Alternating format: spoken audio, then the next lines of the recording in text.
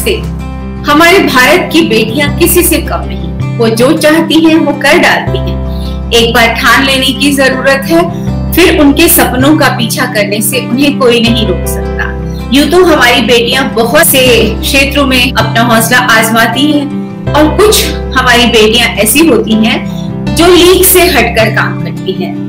Established stereotype roles को पछाड़ते हुए हमारी बेटियों ने उसमें भी अपने कदम रखे और ये प्रूव किया कि बेटियां किसी से कम नहीं होती। ऐसी ही एक बेटी को हम आपसे मिलवाने के लिए लाए हैं इस शो में। आप हैं शिल्पा शिंदे। शिल्पा शिंदे बाइकर हैं और आज हमारे साथ पुणे महाराष्ट्र से जुड़ी हैं। आइए हम उनको स्क्रीन पर शामिल करते हैं और उनकी जर्नी के बारे में जानते हैं। कुछ अपने जीवन के खट्टे मीठे अनुभव, कुछ अचीवमेंट्स और अपनी खुशी और अपना स्ट्रगल वो हमारे साथ शेयर करेंगी। तो आइए आपको मिलवाते हैं शिल्पा शिंदे से। शिल्पा, आपका बहुत बहुत स्वागत है। Thank you. हमें बहुत प्रसन्नता है कि आप हमारे शो में हमारे दर्शकों के लिए आज आपने समय निकाला है। शिल्पा, आप बाइकर हैं, बहुत अच्छी तरीके से, बहुत मैंने देखा आपको बहुत धुआंधार सवारी करते हुए, देश की सड़कें नापते हुए, देश को सीमाओं को बहुत छोटा करते हुए। तो शिल्पा, आपसे हम जानना चाहेंगे कि आपकी ये जर्नी कैसे स्टार्ट हुई, कैसे आपके मन में आया और पहली बार आपने बाइक कैसे उठा ली? यूं तो बचपन से ही मुझे बाइकिंग का शौक था। थोड़ा स्पोर्ट्स में मैं खेल कूद में ज्यादा आगे थी और मम्मी ने भी और पापा ने भी बहुत सपोर्ट किया। मैं घर में सबसे छोटी बेटी थी, लाडली थी, इसलिए मुझे किसी ने कभी रोका नहीं। ऐसा नहीं कहा कि तू लड़की है, तू रुक जा, तू ये मत कर, खेल कूद में आगे मत जा। तो मम्मी पापा के सपोर्ट से ही मैं आगे बढ़ चुकी थी। जैसे कि बचपन में ही जैसे लड़के गाड़ियां चलाते हैं वैसे ही मैंने बचपन में ही लूना हाथ में ले ली थी। और फिर पापा थोड़ा चिल्लाते थे, डांटते थे। तब लाइसेंस वाइसेंस कुछ नहीं था, गलियों में हम लोग छोटी छोटी बाइक लेके घूमा करते थे, साइकिल की तरह दौड़ा करते थे। और फिर स्कूल में भी जाती थी, तभी पापा को जिद करती थी, पापा स्कूल में मुझे छोड़ने के लिए प्लीज बाइक लेके आया करो। क्योंकि तब मेरे बचपन में स्कूटर होना भी बहुत बड़ी बात थी, तभी कार वगैरह इतनी कॉमन नहीं थी। पर फिर भी मुझे कार से ज्यादा बाइक पे घूमना बहुत पसंद था, क्योंकि ऐसे बाइक पे जब मैं बैठती हूँ तब ऐसे लगता है यार फ्रीडम लाइफ में जी रही हूँ। तो पापा के साथ ऐसे मैं बाइक पे मेरी जर्नी शुरू हो गई स्कूल लेवल से ही। और फिर उसके बाद मैं कॉलेज गई। कॉलेज के जो बच्चे थे, लड़के थे, मेरे दोस्त थे, उनके सबके पास बाइक हुआ करती थी। तब मुझे बहुत बुरा लगता था यार मेरे पास बाइक नहीं है। मोपेड सनी थी, मेरे डैड ने तब लेके दिया था मुझे, तो वो चला के मैं कॉलेज जाया करती थी। और फिर मैंने दोस्तों को थोड़ा मस्का लगा के बाइक चलाना सीख लिया था। प्रॉपरली बाइक फिर मैं कॉलेज में ही सीखी थी मेरे दोस्तों से। और फिर उसके बाद मैंने 2008 में खुद की होंडा यूनिकॉर्न खरीद ली थी। और फिर उसके बाद मेरी बाइकिंग जर्नी शुरू हो गई, दोस्तों के साथ घूमना फिरना। और फिर जो शॉर्ट ड्राइव्स थे, फिर शॉर्ट ड्राइव कन्वर्ट हो गए थोड़े बहुत लॉन्ग ड्राइव्स में। ऐसे करके छोटी छोटी राइड्स से लेके आज मैं एक यूट्यूबर हूँ। अप टू 50,000 सब्सक्राइबर्स, फॉलोअर्स मेरे आज यूट्यूब चैनल पे है, जो कि मेरी जर्नी एंजॉय करते हैं। बच्चों से लेके बूढ़ों तक मेरे वीडियो सभी देखते हैं और पसंद भी करते हैं। जी, हमने आपका YouTube चैनल भी देखा है, उसमें आपकी राइड को सच में एंजॉय करते हुए देखा है। और जितना आपको उस राइड से खुशी मिलती है, उतनी ही खुशी आपके व्यूअर्स को भी मिलती है। उसका मैं एहसास कर पाई हूँ, मैं जान पाई हूँ। तो शिल्पा, आप हमारे दर्शकों को अपने बारे में थोड़ा सा बताइए। आप का जन्म कहाँ हुआ, पारिवारिक पृष्ठभूमि कैसी रही और स्कूलिंग और ये शिक्षा, ये सब आपने कैसे की, कहाँ की? शुरुआत तो मेरा बर्थ प्लेस पुणे है और मैं एक महाराष्ट्रियन फैमिली से बिलोंग करती हूँ, जो कि बहुत सामान्य फैमिली है। और मैं थर्ड बेटी हूँ मेरे घर की। फिर भी कभी मुझे रोका नहीं गया किसी चीज में। मेरी मम्मी अभी भी मुझे सपोर्ट करती है बाइकिंग के लिए, क्योंकि देखो कहीं भी लड़कियों को बाहर जाने के लिए घर से परमिशन होना बहुत जरूरी होता है और ऐसे लॉन्ग राइड्स पे जनरली कोई अलाउ नहीं करता है। बट मेरी मम्मी ने कभी भी मुझे ना नहीं कहा, इस वजह से आज मैं आपके सामने हूँ। मतलब मम्मी ने ही घर की जो बेटियों को सपोर्ट करना चाहिए वो पहले उनकी मम्मी, उनकी माताजी से ही मिलना चाहिए, ऐसे मुझे लगता है। उसके बाद मेरा एजुकेशन, मैं एमकॉम पास हूँ पुणे से ही, पुणे यूनिवर्सिटी से। उसके बाद मैंने जॉब भी किया था, विप्रो जैसे बहुत बड़ी बड़ी कंपनियों के साथ मैंने जॉब किया है।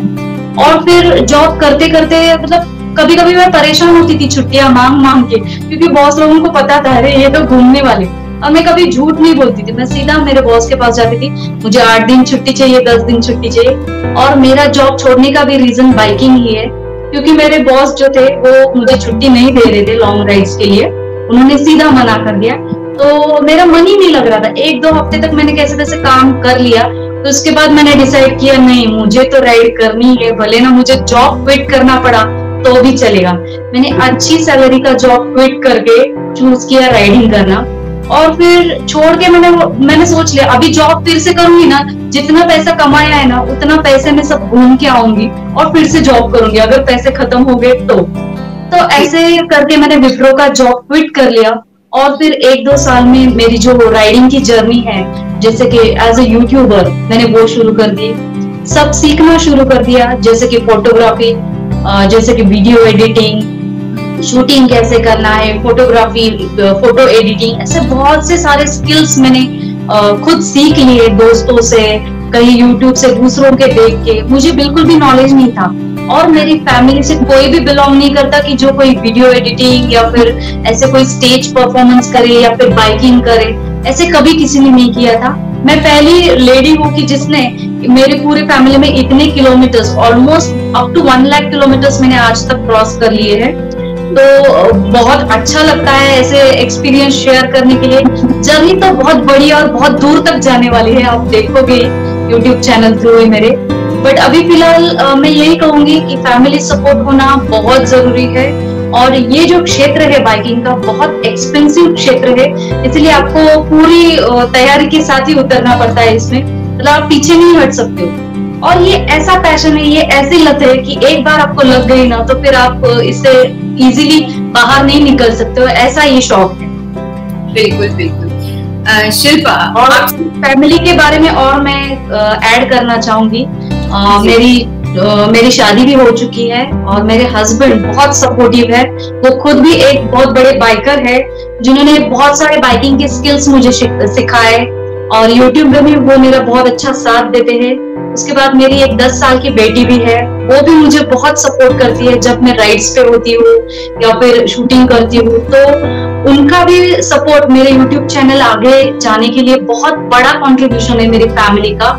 और मेरे सास ससुर है, वो भी बहुत सपोर्टिव है। पहले तो मतलब बिल्डिंग वाले जो आजू बाजू वाले हैं, मम्मी को बहुत ये फुसलाते थे, मैरिड बच्ची है, बच्ची को छोड़ के इतने दूर दूर 20-20, 25-25 दिन जाती है, तो आप क्यों अलाउ करते हो, उसको अच्छा नहीं लगता। इवन मेरे जो रिलेटिव्स है उन्होंने भी बहुत पीछे से मुझे बात करना शुरू कर दिया, अच्छा नहीं है ऐसे, अपने में लड़की ऐसा नहीं करती है।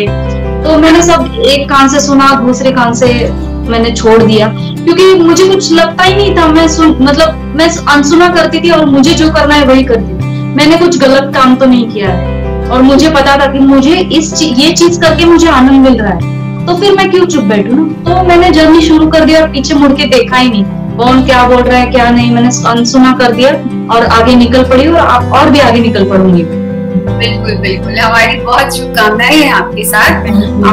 सभी सपने जो आप सोचती हैं वो पूरा हो, और यूनिवर्स तो हमें कॉल करता है जब हम कोई चीज सोचते हैं, तो वो भी हमारी तरफ उतना ही आने के प्रयास में होती है जितना हम उस और बढ़ने के प्रयास में होते हैं। ऐसा तो बात है।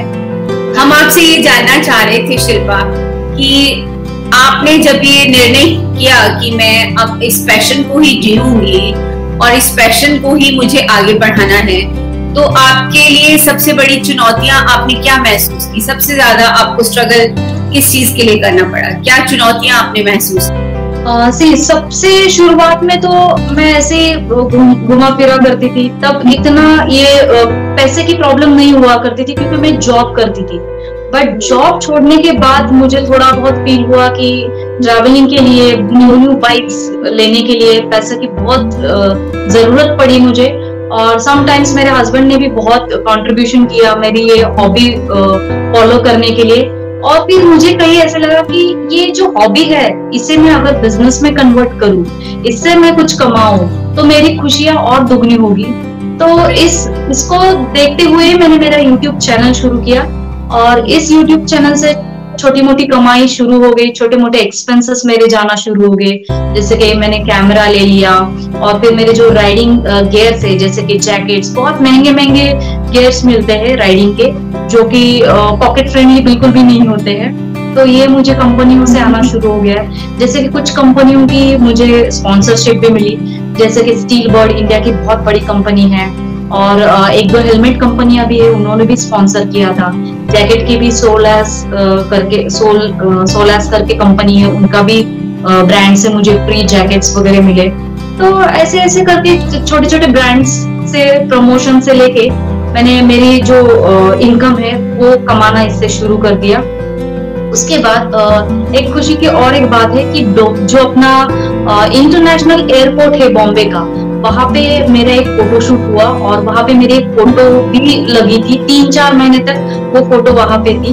तो वो मेरा बहुत बड़ा कॉन्ट्रैक्ट मुझे यूट्यूब के थ्रू, बाइकिंग के थ्रू मिला था।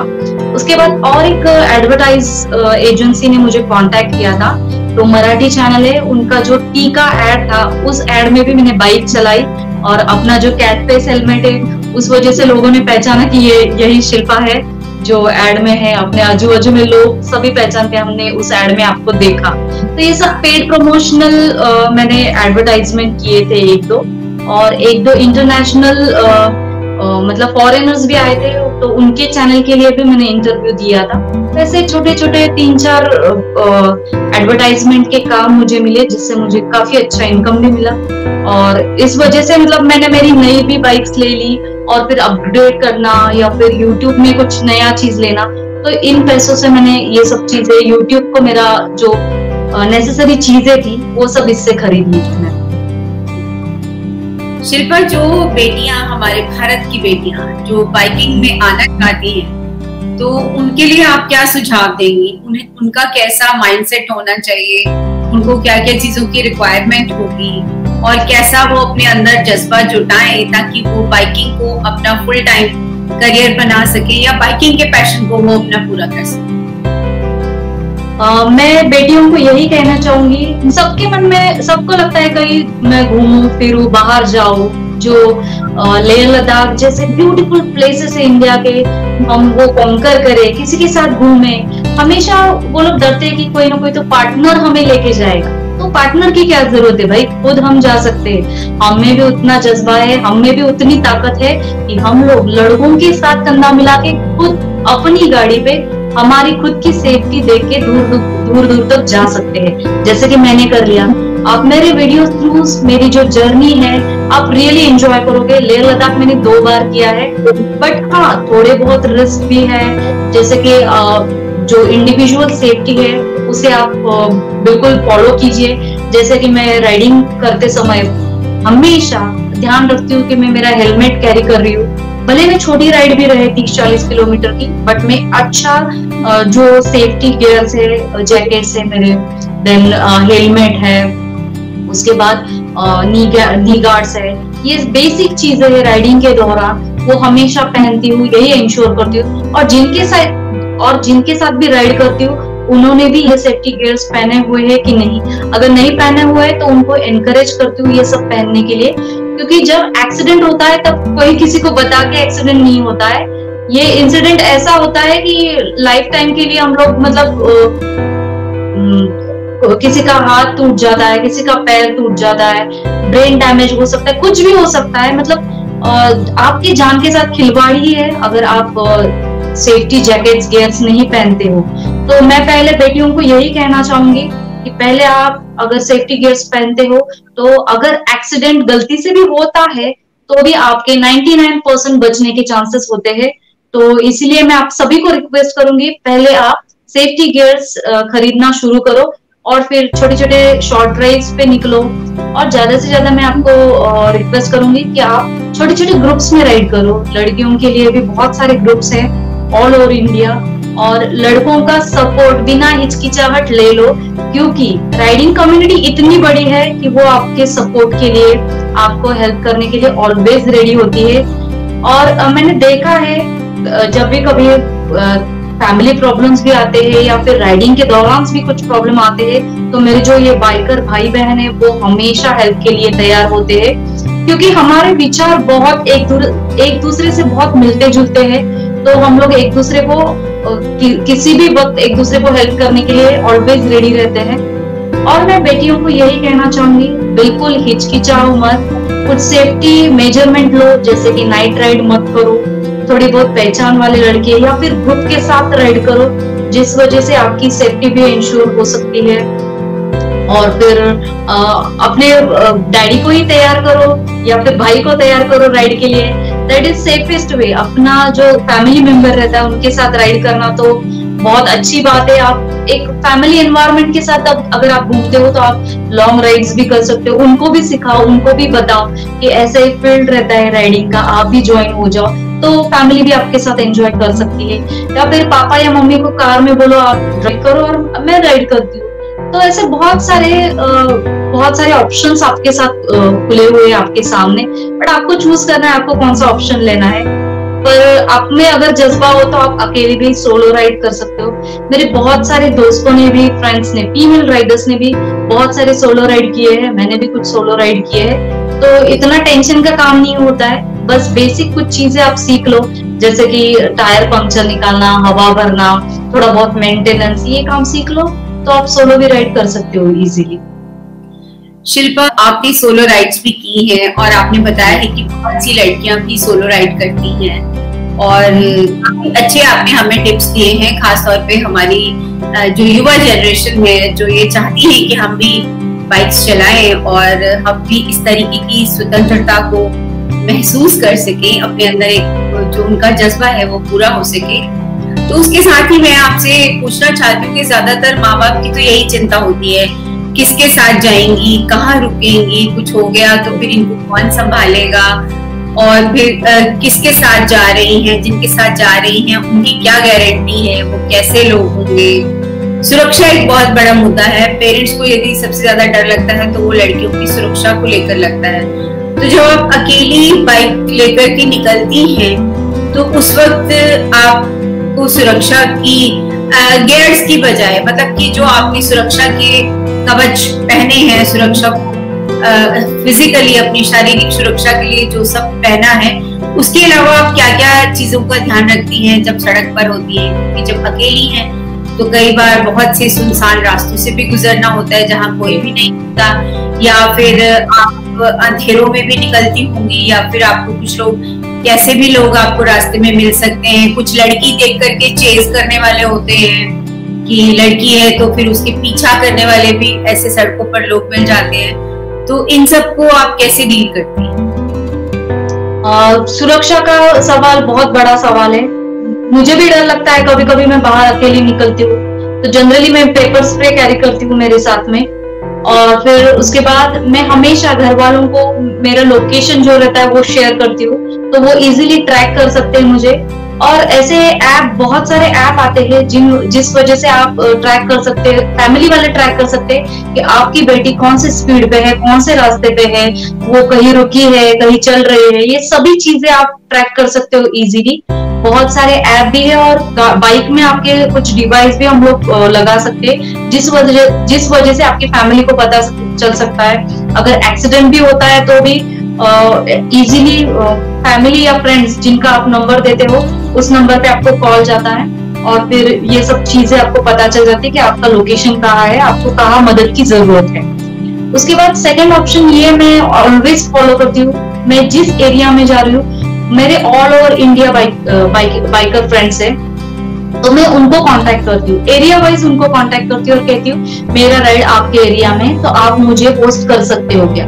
तो बहुत सारे फ्रेंड्स ऐसे आते हैं कि वो मेरे साथ राइड करने के लिए 100-150 किलोमीटर तक मुझे छोड़ने के लिए आते हैं, क्योंकि मैं अकेली होती हूँ। और जब मैं नाइट राइड करती हूँ तब मैं ज्यादा खबरदारी लेती हूँ कि मेरे साथ कोई ना कोई तो हो। अगर कोई नहीं होता है तो मैं वहीं पे रह लेती हूँ, ज्यादातर जहाँ पे सनसेट होता है वहीं पे मैं मेरा रूम ढूंढना शुरू करती हूँ और वहीं पे रुक जाती हूँ। That is safest way. मैं कभी भी नाइट राइड नहीं करती हूँ, बट समटाइम्स हो जाता है, कहीं लेट जाते हैं, कहीं डेस्टिनेशन तक पहुंचना पड़ता है तो नाइट राइड करनी पड़ती है। तो इस नाइट जर्नी में आप किसी को तो फॉलो करो, या फिर कोई कार वाला या फिर पुलिस वाला हो आपको रास्ते में मिल गया तो उसके साथ आप जाना प्रेफर करो तो बेस्ट रहेगा। अकेले जाना अवॉइड ही करना। मैं बिल्कुल भी सजेस्ट नहीं करूंगी कि आप अकेले जाओ, क्योंकि फीमेल को बहुत सारे प्रॉब्लम आते हैं। कहीं कहीं रास्ते पे चोर वगैरह, ये तो कॉमन चीज है, और हैरेसमेंट तो होती ही रहती है, खुलेआम होती रहती है। तो बाइकर लड़की देख के तो और भी लड़के मतलब परेशान करना शुरू कर दे। चेसिंग तो बहुत कॉमन है, पर मैं बिल्कुल भी इस पे ध्यान नहीं देती हूँ। और कुछ ज्यादा करने लगे तो जहाँ पे पुलिस या पुलिस चौकी मिलती है वहां पे उसको क्रॉस डाल के उसको बाजू में लेके उसको थोड़ा बहुत सुनाती हूँ, गालियां भी देती हूँ, क्योंकि हमेशा कितना सुनेंगे ना, सुन सुन के एक बार दो बार, तो ये बार बार अगर चलता रहा तो फिर बहुत मुश्किल होता है, फिर टेम्पर आउट होता है, फिर गालियां वालियां देना शुरू करती हूँ, बिल्कुल भी सुनती नहीं है ऐसे। जी बिल्कुल शिल्पा, आपने बहुत खूब बातें बताई हैं, बहुत अच्छी बात बताई है। लड़कियों के लिए खासतौर पे सुरक्षा का ध्यान, खुद अपनी सुरक्षा का ध्यान, खुद अपने जॉब करना होना बहुत ज्यादा जरूरी है। कि बहुत से माँ बाप बच्चियों को, अपनी लड़कियों को, युवा लड़कियों को ये सब करने देना चाहते हैं, लेकिन वो सुरक्षा का एक बहुत बड़ा उनके दिमाग में इशू रहता है, और वो होना भी चाहिए। सभी पेरेंट्स को होता है, आपके पेरेंट्स को भी है, सभी को होता है। तो सुरक्षा के बारे में जो आपने बताया है वो बिल्कुल सही और खरा है कि अकेले भी नहीं जाना है। कोशिश करिए उस कम्युनिटी के साथ जुड़िए और कम्युनिटी के लोगों की हेल्प लीजिए, और देर सवेर होती है तो भी आप सोच करके चुनिए। अब जब आप बाहर जाती है तो आपको अचानक से रहने की व्यवस्था करनी होती है अपनी। मान लीजिए जैसे आपने बताया सनसेट हो गया और फिर कहीं रुकना है, तो सनसेट के पर फिर आपको मान लीजिए कोई होटल ढूंढना है, कोई जगह ढूंढे, तो उसके बारे में कभी आपके मन में नहीं आता कि ये जगह सेफ होगी या नहीं होगी, उसको कैसे आप चेक करती हैं? एक्चुअली ये प्रॉब्लम बहुत बार हुआ है, अकेली फीमेल्स को रूम्स नहीं मिलते हैं। ये इशू हमने बहुत बार रेज किया है। एक्चुअली बिल्कुल सही नहीं है। अकेली लड़की भी ट्रैवल कर सकती है, उसे कहीं जाने की जरूरत पड़ सकती है, नॉट ओनली घूमने के लिए, उसका भी हक है ना भाई घूमना। अब अगर उसके पास पैसे है तो उसको रूम देना ही चाहिए। और ऐसे मेरे फीमेल बाइकर फ्रेंड्स है, उनको मना कर दिया रूम देने से, बहुत झगड़ा करने के बाद या फिर लोकल अथॉरिटी, कोई लोकल बाइकिंग फ्रेंड को बुलाने के बाद उनको रूम्स मिलती है। तो बहुत दिक्कत होती है रूम्स मिलने के लिए, और मिले तो भी छेड़छाड़ी ये बहुत होता है। तो ऐसे में आप कितनी स्ट्रांग हो पहले ही दिखा दो। बात करने से ही सामने वाला थोड़ा डरना चाहिए आपसे। जब हम लोग डरे हुए रहते हैं तो इसका लोग ज्यादा फायदा लेते हैं। तो इसलिए बी स्ट्रांग, दिखाओ। अरे इतना आप गाड़ी चला के आए तो एक दो हाथ करने में क्या है, किसी से भी भिड़ जाओ। अगर कोई आपको परेशान करता है तो जल्दी से उस पर कुछ ना कुछ तो एक्शन लो। आजू बाजू वाले, होटल वाले, किसी की भी हेल्प ले लो, या सीधे पुलिस को फोन कर दो। 100 नंबर तो हमारे हेल्प के लिए तो ऑलवेज रेडी है। या फिर कोई राइडर फ्रेंड है, उसको बोलो, उसको कंप्लेंट करो, और लोकल पुलिस है थाने में, वहां जाके कंप्लेंट करवाओ। पर बिल्कुल सहन नहीं करना है, बिल्कुल सहन नहीं करना है ये सब चीजें। आप अगर स्ट्रॉन्ग दिखती हो तो आपको कोई छेड़ेगा नहीं। पहली बात ये है, पहला आदमी देखेगा कि लड़की कितनी कमजोर दिख रही है, इसको क्या क्या हेल्प मिल सकती है। तो ये सब चीजें वो लोग भी पहले देखते हैं छेड़ने के पहले। अगर हम ही स्ट्रॉन्ग है तो कोई हमें हाथ भी नहीं लगाए। ठीक है शिल्पा, मान लीजिए आप कहीं जा रहे हैं और आपने सारे डिवाइसेस लगाए भी हैं, सेफ्टी डिवाइस फोन में लगाया है, और फोन क्योंकि लंबा समय तक आपको चलना है और फोन की बैटरी खत्म हो गई, तो आप उस बैटरी को इंश्योर करने के लिए फिर क्या डिवाइस अपने साथ रखती है? बैटरी को इंश्योर करने के लिए मेरे बाइक पे इंस्टॉल किया गया है चार्जर, मोबाइल चार्जर है। उसके बाद एक बैकअप भी मेरा हमेशा मेरे साथ रहता है। 2-3 फोन तो लगते ही है, क्योंकि शूटिंग करनी पड़ती है। तो अगर एक फोन एग्जॉस्ट हो गया तो दूसरा फोन, ऐसे करके 2-3 फोन तो मैं इजीली कैरी करती हूँ। तो चार्जिंग का प्रॉब्लम मुझे कभी नहीं आया। ऑलमोस्ट 8-8, 10-10 घंटे हम लोग राइड करते हैं। राइड के दौरान जीपीएस भी चालू रहता है। जीपीएस के लिए एक अलग फोन रहता है मेरा, वीडियो शूटिंग के लिए एक अलग फोन रहता है, और अगर फोन किसी का आता है तो ब्लूटूथ कनेक्टेड एक फोन अलग रहता है। ऐसे 2-3 फोन तो मैं कैरी करती हूँ राइड के दौरान। और अगर सोलो राइड है और वीडियो बनाना है तो फिर कैसे बनाएंगे? Selfie stick, easy way. चलाना भी, राइड को चलाना भी, और सेल्फी स्टिक से वीडियो को। सेल्फी स्टिक से नॉर्मल वॉकिंग वीडियोस लेती हूँ, और ये मेरा हेलमेट है। हेलमेट पे मैं आगे कैमरा लगा देती हूँ, गोप्रो कैमरा रहता है, वो ऑनगोइंग स्टेबलाइजर भी रहता है उसमें। उसी से मेरा शूटिंग और ब्लॉगिंग, मेरा वॉइस और वीडियो दोनों एक साथ कैप्चर होती है। अच्छा, फिर किसी की जरूरत नहीं पड़ती है कैमरा हैंडल करने के लिए। और फिर आपने सारी चीजें, एडिटिंग और फोटो सब ठीक करना, फोटोशॉप, ये सब चीजें आपने सीखी ली? तब मैं खुद करती हूँ। मैं प्राउडली कहती हूँ कि एडिटिंग मैं खुद करती हूँ, फोटो एडिटिंग मैं खुद करती हूँ। फोटोग्राफी के लिए कभी कभी दोस्तों की हेल्प लेती हूँ, क्योंकि अच्छे अच्छे ग्लैमरस फोटो सबको पसंद आती है। और मैं दूसरों के लिए फोटोज या वीडियोज नहीं बनाती हूँ। मैं मतलब जब मैं 10 साल के बाद मैं खुद मेरे फोटोज या वीडियोज देखूंगी तो मुझे भी एक फील होना चाहिए कि मैंने कुछ लाइफ में अचीव किया, अरे ये सब मेरी मेमोरीज है। तो इसीलिए मैं वीडियो शूटिंग करती हूँ। बहुत खूब। और आप एक बाइकर हैं तो कुछ चीजें ध्यान आई कि हमारे शहर में एक लड़की बाइक चलाती थी तो सब लोग उसको बहुत अलग तरह से, अलग नजर से ही देखते कि जाने वो पता नहीं क्या है।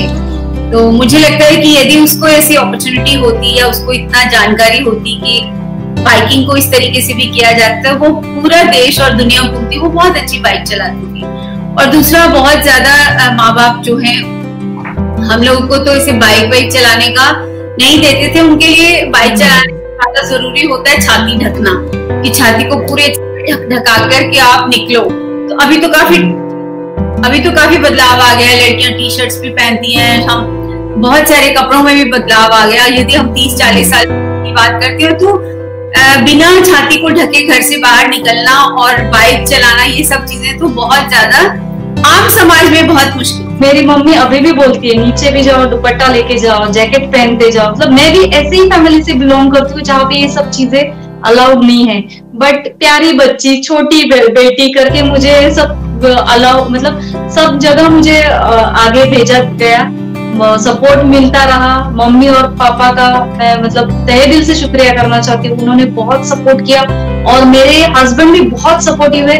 उन्होंने ये सब चीजें, अभी भी मुझे फेसबुक पे गालियां आती है, लोग गंदी गंदी बातें भी करते हैं पीछे से कि लड़की है, ऐसा करती है, वैसा करती है, ये शोभा नहीं देता है आपको, आप दूसरी लड़कियों को बिगाड़ने का काम करते हैं, ऐसे भी कमेंट्स आते हैं। जब मैं और मेरे हस्बैंड ये सब चीजें डिस्कस करते हैं तो वो हमेशा मुझे बोलते हैं कि शिल्पा, ऐसी चीजों पे ध्यान मत दिया कर। जब आदमी कुछ करता है तो उसके बारे में ऐसी चीजें कही जाती है। जब जेलसी होती है लोगों में कि खुद की बेटी या खुद के घर में कोई ऐसे कर नहीं सकता है, तभी ये सब चीजें बाहर निकल के आती है। तो ऐसी चीजों पे बिल्कुल ध्यान मत देना। मैं रोती थी पहले, फेसबुक पे, यूट्यूब पे बहुत गंदे गंदे कमेंट आते थे कि आप मोटी हो, आंटी हो, ऐसे हो, वैसे हो, कैसे दिखती हो, कैसे जाती हो, आप झूठ मूठ की राइड करते हो, आपको तो राइड करना आता ही नहीं है, आप सिर्फ शो ऑफ के लिए राइड करती हो। ऐसे बहुत से गंदे गंदे कमेंट भी मैंने सुने हैं, बहुत बुरा भी लगता था। बट आज उन सभी कमेंट का जवाब यही है कि 50,000 फॉलोअर करके दिखाओ और ऑल ओवर इंडिया कहीं में भी एक दिन फ्री में रह के दिखाओ तो मैं मानूंगी। आज मुझ में इतनी ताकत है कि मैं ऑल ओवर इंडिया विदाउट मतलब 1 रुपया भी खर्चा नहीं करते हुए भी मैं घूम सकती हूँ। इतने इन्विटेशंस मुझे आज भी है। उनको सिर्फ एक दिन का चैलेंज देती हूँ, एक दिन घूमो, फ्री में खाओ, फ्री में रहो और पेपर में भी आपका नाम छपे, ऐसे कुछ करो। तो आज मेरी इतनी हैसियत है, इतना लोगों से प्यार मिलता है, कहीं भी जाओ फ्री में खाना, फ्री में रहना, मतलब इतना लोग प्यार देते हैं। इवन श्रीनगर, जम्मू कश्मीर ऐसे एरिया में मैं सिर्फ 1-2 बार गई हूँ, फिर भी वहां के फॉलोअर्स मुझे बुलाते, मैम इस साल आपका आना नहीं हुआ। हर साल ये लोग मुझसे प्यार से मिलने आते हैं। मतलब इतने, मैं महाराष्ट्र की कितनी दूर, 6-7 हजार किलोमीटर दूर रहने वाली लड़की, वो वहां पे मेरा इंतजार करते कि मैम आप आओ, यहाँ के अच्छे अच्छे वीडियोस बनाओ और डालो कि कैसे है हम अपना कश्मीर करके। मतलब ऐसे है। और एक किस्सा मैं सुनाना चाहती हूँ कि मेरे पाकिस्तान में भी फॉलोअर है जो मुझे बार बार बुलाते हैं, मैम अपने इंडिया पाकिस्तान के संबंध ऐसे है, आप आओ, एक अच्छी राइड करो, यहाँ पे एक अच्छा संदेश दो। हमारे यहाँ पे भी बाइकिंग करने वाले बहुत ग्रुप्स है बड़े बड़े, तो वहां से भी मुझे बहुत सारे इनविटेशन मिलते हैं, नेपाल से मुझे बहुत सारे इनविटेशन मिलते हैं, बांग्लादेश से मिलते हैं। मतलब ये सब सिर्फ सीमित इंडिया के लिए नहीं हूँ। बाइक माय सोल या शिल्पा शिंदे सिर्फ इंडिया में नहीं जानते, इंडिया के बाहर के भी लोग हैं जो शिल्पा को चाहते हैं, शिल्पा के भारत को चाहते हैं, शिल्पा की वीडियोस को भी प्यार करते हैं। ऐसे है। बहुत अच्छी बात है और मेरी तो बहुत शुभकामनाएं आपके साथ है। आप पूरे विश्व को बाइक पर देख करके आओ, ऐसा जीवन में आप अचीव करो। शिल्पा, ये आपके साथ एक बहुत अच्छा है कि आपके पति भी जो बाइकर है और उनको भी इसमें रुचि है, तो आप लोग का कंपेनियनशिप और आपका पार्टनरशिप जो जीवन का है वो एक बहुत अच्छा हो गया। ज्यादातर तो पेरेंट्स इसीलिए भी नहीं स्पोर्ट्स में भी नहीं लड़कियों को जाने देते, बॉक्सिंग या कोई भी ऐसा खेल हो कि ऐसे ही हाथ पैर हड्डी नाक तोड़वा ले तो शादी कौन करेगा। तो ये सब चीजें भी पेरेंट्स को होती थी और फिर कल को कोई कैसा मिलेगा, वो अपने पैशन को कंटिन्यू करने देगा कि नहीं करने देगा। तो उसके लिए मैं आपको बहुत सौभाग्यशाली भी मानती हूँ और दुआएं भी देती हूँ कि आप दोनों का जीवन सुखी रहे, आप दोनों मिलकर के आपका जो पैशन है आप उसको पूरा करते रहिए। शिल्पा, एक सवाल है कि कोई ऐसा ब्यूटीफुल मूवमेंट जो आपके लिए अविस्मरणीय हो, आप उसको बार बार याद करना चाहें, आप हमारे दर्शकों से बांटना चाहेंगी? कैसे रहता है एज अ बाइकर, जो डेंजरस एरियाज रहते हैं जैसे कि लेह लद्दाख एरिया, जब कोई बाइक ले लेता है, मतलब जैसे बुलेट है या फिर हिमालयन, ऐसे स्पोर्ट्स बाइक या फिर टूरर बाइक कोई लेता है, तो फिर कोई लंबी जर्नी करने के हर एक के मन में एक इच्छा रहती है। और बाइकिंग का एक ड्रीम स्पॉट है जहाँ पे हर एक बाइकर जाना चाहता है, वो है लेह लद्दाख, जिसकी फोटो पीछे लगाई हुई है। तो लेह लद्दाख जब मैं फर्स्ट टाइम गई थी तब मुझे बहुत डर लगा था, क्योंकि बहुत डेंजरस पासेस होते थे वहां पे।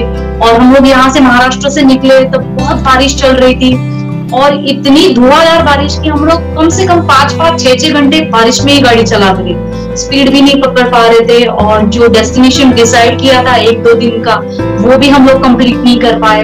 और मैं डर गई थी क्योंकि मेरे साथ 2 बाइकर और भी थे, मेरे दोस्त।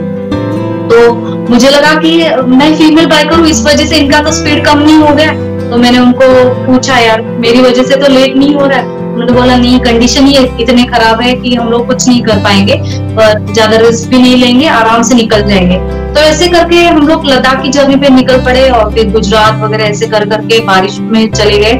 और फिर हम लोग जो खारदुंगला टॉप है, जो हाईएस्ट मोटरेबल रोड है, जहाँ पे बहुत सारे फॉरेनर्स भी आते हैं वो देखने के लिए, जहाँ पे ऑक्सीजन लेवल बहुत कम है, वहाँ पे सर्वाइवल के चांसेस भी बहुत कम है, क्योंकि वहाँ पे ज्यादा देर तक हम लोग रुक ही नहीं सकते क्योंकि ऑक्सीजन लेवल बहुत ही कम हो जाती है।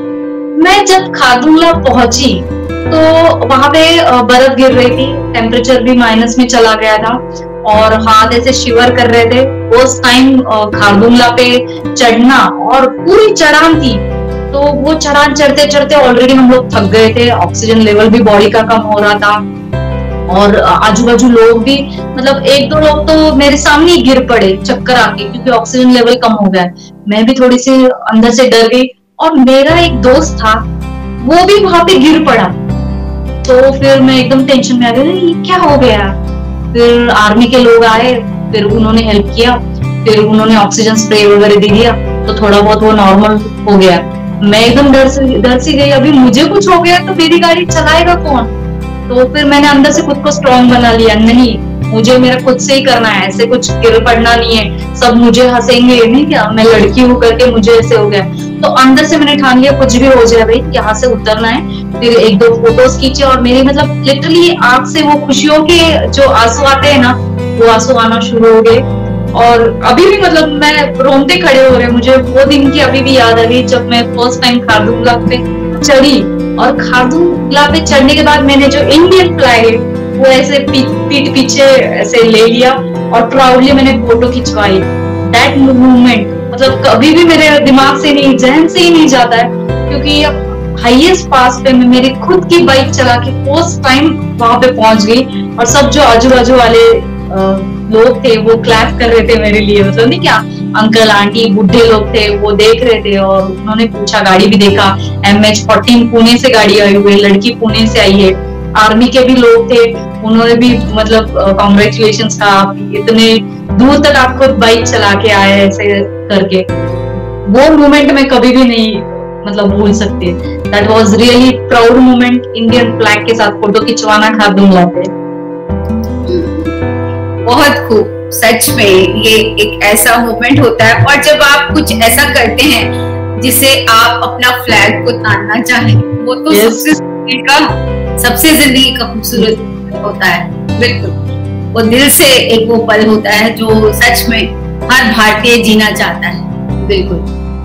और मैं एक चीज ऐड करना चाहूंगी कि मैं बहुत नसीब वाली हूँ कि मुझे बाइकिंग कम्युनिटी के वजह से बहुत अच्छे अच्छे दोस्त मिले। और मैं जब श्रीनगर थी तो मेरा लक इतना अच्छा था कि मेरा 3 स्टार होटल में बुकिंग था, मैंने वो कैंसिल करवाया और मैं जो अपना आर्मी सेंटर है, हेडक्वार्टर है शेल्टैंग, वहां पे मुझे रहने के लिए इनविटेशन मिला था। उनको पता चला कि मैं पुणे से एक बाइकर आई हुई हूँ और एक मेरा आर्मी का ही बाइक राइडर फ्रेंड था, उसने मेरा रहना खाना पीना हेडक्वार्टर में करवाया। हेडक्वार्टर में बाहर के किसी को अलाउ नहीं होता है, बट उन्होंने परमिशन वगैरह लेके मुझे वहां पे रहने के लिए अलाउ किया और मैंने खुद जाके आर्मी लाइफ एक्सपीरियंस की और उन्होंने भी सम्मान किया मेरा। उन्होंने ट्रॉफी दी कि आप इतने दूर से यहाँ पे आए वगैरह। That was really proud moment कि इंडिया के ऐसी जगह मैं खुद गई हूँ बाइक से जहाँ पे लोग जाने के लिए भी डरते हैं। और एक किस्सा, श्रीनगर में पहुंचते पहुंचते मेरा स्वागत हुआ था बॉटल फेंक के एक लेडी ने मुझ पे मार दिया। क्या सीन हुआ था, मैं बाइक लेके चल रही थी और हमें स्ट्रिक्टली कहा गया था Indian flag not allowed, Indian flag उतार दो कर। तो हमने जो बड़े बड़े फ्लैग्स थे वो सब उतार दिए, पर मेरे बाइक पे एक छोटा सा, इतना छोटा सा स्टिकर चिपका हुआ था और वो मैं निकालना भूल गई गड़बड़ी में। और मैं अपना बाइक राइड करते करते निकल पड़ी श्रीनगर के रोड पे। और फिर श्रीनगर जैसे ही एंटर किया, एक साइड ऑलमोस्ट 30-40 के स्पीड में मैं थी, अपनी ही धुन में मैं बाइक चला रही थी। मेरे दोस्त, एक दोस्त पीछे एक दोस्त आगे, जैसे कि मेरे बॉडीगार्ड थे दोनों, और मैं बीच में चल रही थी। और फिर एक लेडी थी श्रीनगर की, उसने मेरे ऊपर बॉटल फेंक के मारा और फिर ब्लूटूथ से मेरे दोस्त ने कहा भागो भागो। मैंने बोला क्या हुआ, वैसे हल्का सा मैंने मिरर में देख लिया तो वो लेडी पत्थर उठा रही थी मारने के लिए और मैं और डर गई। तो फिर दूसरा दोस्त बोला भागो, पत्थर उठा के तुमको मारेगी कर।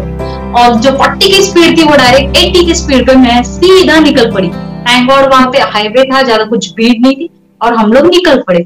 और फिर थोड़ा आगे जाके हम लोग रुके और फिर सोचा क्यों इस लेडी ने मुझे मारा, कि यहाँ पे श्रीनगर में लेडीज अलाउड नहीं है, क्योंकि वहां पे सब बुरखे में ही रहते, वहां पे लड़कियां फेस वगैरह ऐसे उतारती नहीं है, एकदम वहां का वातावरण ही एकदम अलग से है। और फिर सब बुरके में थे और मैं अपना राइडिंग गियर वगैरह प्रॉपर्ली मैंने सब कवर कर लिया था, कुछ भी खुला नहीं था, मेरा फेस भी पूरा कवर था, हेलमेट था, स्टिल उसने मुझे क्यों मारा। फिर बाद में पता चला कि वो जो इंडियन फ्लैग वो देख के वो लेडी भड़क गई और उसने मुझ पे पत्थर और वो बॉटल फेंक के मार दिया। मतलब दैट वाज इंसिडेंट। मैं बहुत डर गई थी और मुझे श्रीनगर जाने में बहुत डर लगता है इस वजह से। तो ऐसी जगह पे जब जाते हो ना, तब आजू बाजू का जो वातावरण है उससे आप बिल्कुल वहां के स्टोरीज पढ़िए, वहां से थोड़ी बहुत इंफॉर्मेशन लीजिए कि कैसे सिचुएशन होती है आजू बाजू में। मैंने पाकिस्तान की फ्लैग भी इंडिया में देखे हैं, ऐसा भी एक्सपीरियंस मुझे आया है। मतलब दैट वाज वर्स्ट मोमेंट। बहुत डरी हुई थी मैं, बहुत सहमी हुई थी मैं। जब दूसरी बार मैंने श्रीनगर गई तब मैंने बोला यार दूसरी बार जा रही हूँ, थोड़ा डर के ही, आराम से जाएंगे, ग्रुप के साथ जाएंगे, अकेले बिल्कुल नहीं जाएंगे। तो ऐसी जगह है जहाँ पे मैंने राइड किया है, जहाँ पे कोई बाइकर नहीं जा सकता है, वहां पे लेडी होके मैंने राइड की है। शिल्पा, आपकी बातों में बहुत आनंद आ रहा है हमें सुनने में और उम्मीद करती हूँ कि हमारे दर्शकों को भी इतना ही आनंद आएगा। और खास तौर पे हमारी युवतियां हैं, जो हमारी भारत की लड़कियां हैं, उनको आपको देख करके उनके अंदर एक हौसला आएगा। शिल्पा, चूंकि आप विवाहित हैं और आपकी बेटी भी है, तो आप अपने पैशन के बीच में और अपनी पारिवारिक लाइफ के बीच में कैसे बैलेंस करती है, संतुलन कैसे बनाती है? कैसे, अभी बाइकिंग मेरी लाइफ का एक हिस्सा हो गया है, बाइकिंग मेरी फैमिली हो चुकी है।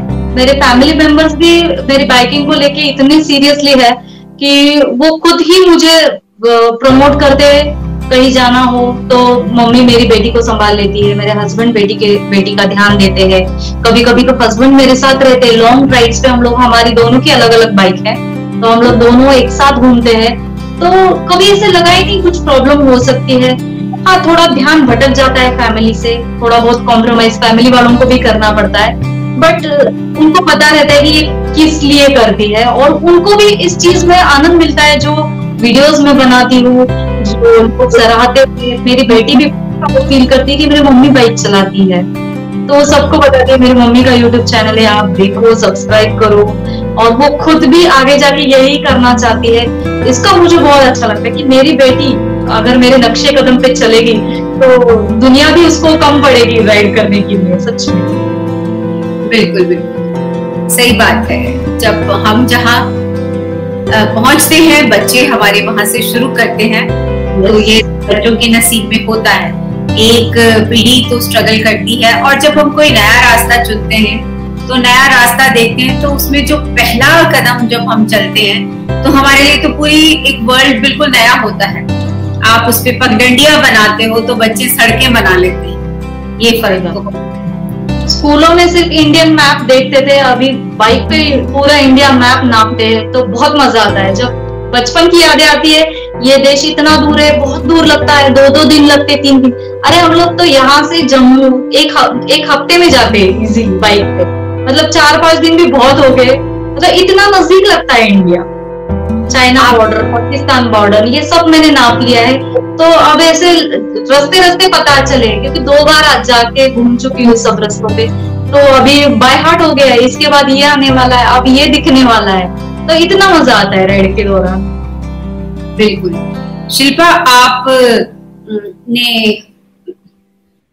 आपको बाइक के अलावा भी कोई शौक है, कोई म्यूजिक सुनने का, या कोई और हॉबीज भी है? आप अपना वक्त को, जो क्वालिटी टाइम आप स्पेंड करना चाहती हैं, या फिर कैसे आप उसको अपने लिए वक्त निकालना होता है, इसके अलावा तो कैसे निकालती हैं? एक्चुअली बाइक के सिवा मुझे कुछ सोचता ही नहीं है, सच बताओ तो। बाइक, फोटोग्राफी, वीडियोग्राफी, इसमें ही आनंद मिलता है। थोड़ा बहुत कुकिंग भी कर लेती हूँ जब फ्री टाइम मिलता है, बट इतनी एक्सपर्ट नहीं हूँ, पर फैमिली के लिए बना लेती हूँ। तो कुकिंग में थोड़ा बहुत शौक रखती हूँ, कुछ अलग अलग चीजें बना के खिलाने में ज्यादा पसंद करती हूँ, खाने से ज्यादा। आपका कोई पसंदीदा सॉन्ग यदि आपको बहुत अच्छा लगता हो, बताइए। पसंदीदा सॉन्ग मुझे एक्चुअली दोस्त बनाना बहुत अच्छा लगता है, और मेरे बहुत सारे दोस्त हैं, बहुत सारे फॉलोअर्स हैं, तो उनके लिए मैं एक छोटा सा लाइंस बताना चाहूंगी जी। 1 मिनट। यारो दोस्ती बड़ी खुशनसीब है, यूं न समझो यारो। इतना ही, मैं ज्यादा गाती नहीं हूँ। नहीं, बहुत खूब। बहुत आपने अपने दोस्तों को इस गीत की पंक्तियों के माध्यम से संदेश दिया है। शिल्पा, आपने हमारे लिए समय निकाला, अपने दिल की बातें हमसे कही, और हमने भी दिल से आपकी बातें सुनी। आपके साथ हमारी बहुत बहुत शुभकामनाएं हैं। आपका हम धन्यवाद करते हैं यहाँ जुड़ने के लिए। बहुत सी